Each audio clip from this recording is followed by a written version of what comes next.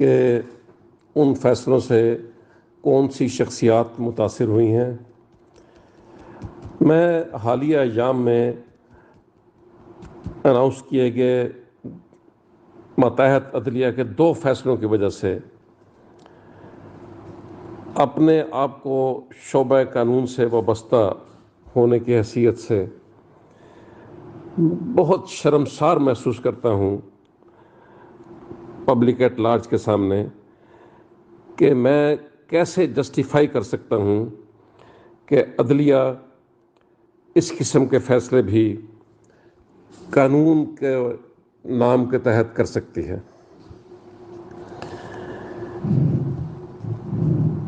بظاہر مجھے جو نظر آتی ہیں وجوہات ان فیصلوں کے پیچھے اس پس منظر میں، وہ یہ ہو سکتی ہیں کہ یا تو وہ حضرات جو جج کی کرسی پر بٹھا دیے گئے ہیں نالائق ہیں، نااہل ہیں، یا قانون کی ابجد سے بھی واقف نہیں ہیں، یا پھر وہ کسی دباؤ کا شکار ہیں۔ ان تینوں میں سے اگر کوئی بھی وجہ پائی جاتی ہے تو ایسا کوئی شخص بھی جج کی کرسی پر بیٹھنے کا اہل نہیں ہو سکتا۔ اگر وہ نالائق ہے اور نااہل ہے اور اسے اپنے منصب کے تقاضوں کا علم نہیں ہے تو اس کو جج نہیں ہونا چاہیے۔ اگر قانون سے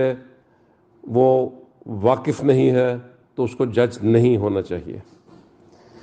اگر وہ کسی دباؤ کا شکار ہے تو اس کو اس دباؤ کا کھلم کھلا اظہار کر کے اپنے آپ کو ان پروسیڈنگ سے الگ کر لینا چاہیے، اس کو جج نہیں ہونا چاہیے۔ مجھے حیرت ہوتی ہے کہ ایک ایسے صاحب جو وزارت قانون کو تحریری طور پر یہ انفارم کر چکے ہیں کہ خرابی صحت کی بنیاد پر وہ یہ منصب سنبھالنے کے اہل اپنے آپ کو محسوس نہیں کرتے، ان کو رخصت، ان کی ریٹائرمنٹ کی ایج تک رخصت عطا کی جائے، پھر انہی سے یہ تحریر حاصل کی جاتی ہے کہ نہیں، اب میں صحت مند ہو چکا ہوں، میرے ہیلتھ ایشوز ختم ہو چکے ہیں، وہ میری چھٹی کی درخواست جو ہے وہ مسترد کر دی جائے۔ اس کے بعد وہ پھر اپنا منصب سنبھالتے ہیں اور اگلے ہی روز یہ کلیم کرنے کے بعد کہ وہ ان کی صحت مکمل طور پر بحال ہو چکی ہے، وہ ایک پروسیڈنگز کے دوران 6 بار ہیلتھ ریزنز کی وجہ سے وقفہ کرتے ہیں اور پھر ہاسپٹل میں داخل کر دیے جاتے ہیں۔ لیکن ان کو ہاسپٹل میں بھی اجازت نہیں دی جاتی زیادہ قیام کرنے کی، اور واپس ان کو، میرا اپنا یہ خیال ہے کہ محبوس حالت میں مجبور کیا جاتا ہے کہ آپ عدالت میں جا کے